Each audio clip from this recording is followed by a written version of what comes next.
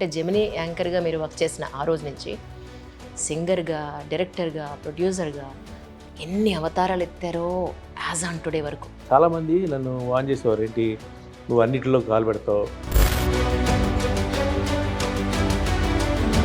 Suppose ఉదాహరణ పలాస అనే cinema తీసుకుందాం. ఆ చిన్న షావుకారు అనే వేషం నాకు సరిపోతుంది. ఇండస్ట్రీలో చాలా ఘోరంగా ఉంటాయండి. టెలివిజన్ యాక్టర్స్ని అసలు తీసుకోరు, అసలు తెలుసా మీకు? టీవీ ఆర్టిస్టులు వద్దండి. రీజన్ చెప్తారు, దానికి ఒక భయంకరమైన రీజన్ ఏంటంటే చిన్న చిన్న బడ్జెట్స్ లో ఉన్న సినిమాలు ఎన్ని సూపర్ డూపర్ హిట్ అదే మరి ఆ మొహాలు ఎవరికి తెలియదు. ఇప్పుడు కంచరపాలెం తీసుకోండి, కంచరపాలెం వచ్చినప్పుడు ఎవరు ఒక్క నోన్ ఆర్టిస్ట్ లేరు, super duper hit.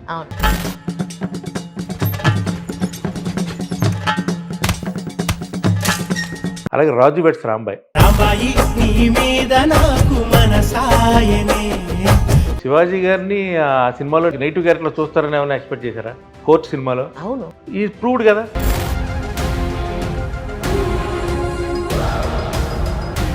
Director Karun Kumar గారు, మన ఇద్దరం ఒక షార్ట్ ఫిల్మ్ చేసాం ఆయన. అవునవును అవును. యాక్చువల్లీ ఆయన ప్రూవ్ చేసుకోవడానికి తీసిన స్టోరీ అది. ఒక డెమోలాగా చేసుకున్నాడు, అది చూసి ఆటోమేటిక్గా స్వీట్ మ్యాజిక్ ప్రసాద్ గారు పిలిచే అవకాశం ఇచ్చారు. కానీ పూరి గారితో మీకు చాలా జర్నీ ఉంది కాబట్టి ఆయన ఫిలాసఫీ ఏంటి యాక్చువల్గా? అన్నాడు ఫిలాసఫీ నాకు అర్థమైంది ఏంటంటే, గేదెల రాజు స్టార్టింగ్ గేదెల నౌకరాజు అని ఏమన్నా అనుకున్నారా? లేదు, గేదెల రాజు యాక్చువల్గా ఈ సినిమాకి దర్శకుడు అనుకున్నాడు. గేదెల రాజు అంటే లొకేషన్స్ అన్ని ఎక్కడ జరిగాయి, ఎన్ని రోజులు వర్కింగ్ డేస్? 42 రోజులు ఎంత తీసాడండి అక్కడ. మొత్తం కంప్లీట్ అందరూ కొత్త వాళ్ళు, థియేటర్ ఆర్టిస్టులు. నువ్వేనా రావణుడివి? మా సీతమ్మ తల్లిని తీసుకొచ్చింది నువ్వేనా?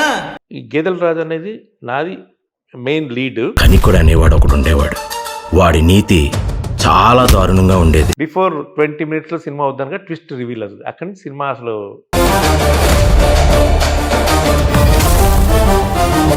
ఈవెన్ సినిమా బిజినెస్ కూడా చాలా మారిపోయింది. అప్పటికి ఇప్పటికి అసలు సంబంధమే లేదు అసలు. ఎలాంటి మోటివ్ వచ్చేసిందంటే, గేదెల సినిమాకి నేను కూడా వన్ ఆఫ్ ద ప్రొడ్యూసర్. నిన్ను కొట్టాననుకో ఈడికి కోపం వస్తుంది, అదే ఈయనే కొట్టాననుకో నీకు ఈడికి భయం వేస్తుంది. అందరూ మన వాళ్ళే, తెలిసిన వాళ్ళే. మళ్ళీ అందరూ వస్తారు, సినిమా చూస్తారు, వెళ్తారు. సినిమా నచ్చింది అంటున్నారు. సినిమా మీద వాళ్ళు ₹1 కూడా పెట్టడానికి సిద్ధంగా ఉంటారు. ఇన్ని జోనర్స్లో మీరు ఉన్నారు కదా, ఎప్పుడన్నా మీ మనసుకు కష్టం అనిపిస్తే మీరు షేర్ చేసుకుని మీకు ఒక మంచి ఫ్రెండ్ అంటే ఎవరు చెప్తారు? యూజువల్గా నా కష్టాన్ని, నా ఆనందాన్ని ఫస్ట్ నాతో నేను పంచుకుంటాను. అంతేనా? ఎందుకంటే ఈ రోజుకి ఎందుకే రవణమ్మ పాట వస్తే కరెక్టే కదా, యాజ్ ఇట్ ఈస్గా ఉంది ప్రపంచం అనిపించేంతగా ఉంటుంది. ఎందుకే రవణమ్మ పెళ్ళెందుకే రవణమ్మ. 10th క్లాస్ అయ్యేటప్పటికి మీ వాడు పెళ్ళెప్పుడు?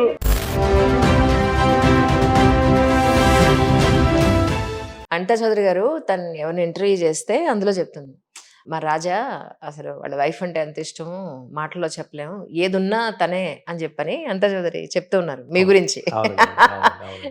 యాక్చువల్లీ మీది లవ్ మ్యారేజ్ అండి? లవ్ మ్యారేజ్ చెప్పా కదా, 21కే తొందరగా అయిపోయింది పెళ్ళి.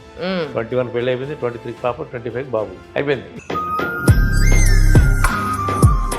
చాలా మంది ఈవెన్ హీరోస్ సహా సైన్ హోటల్స్ పెట్టడం, పార్లర్స్ పెట్టడం, ఏదో ఒక బిజినెస్ చేస్తూ ఉన్నారు.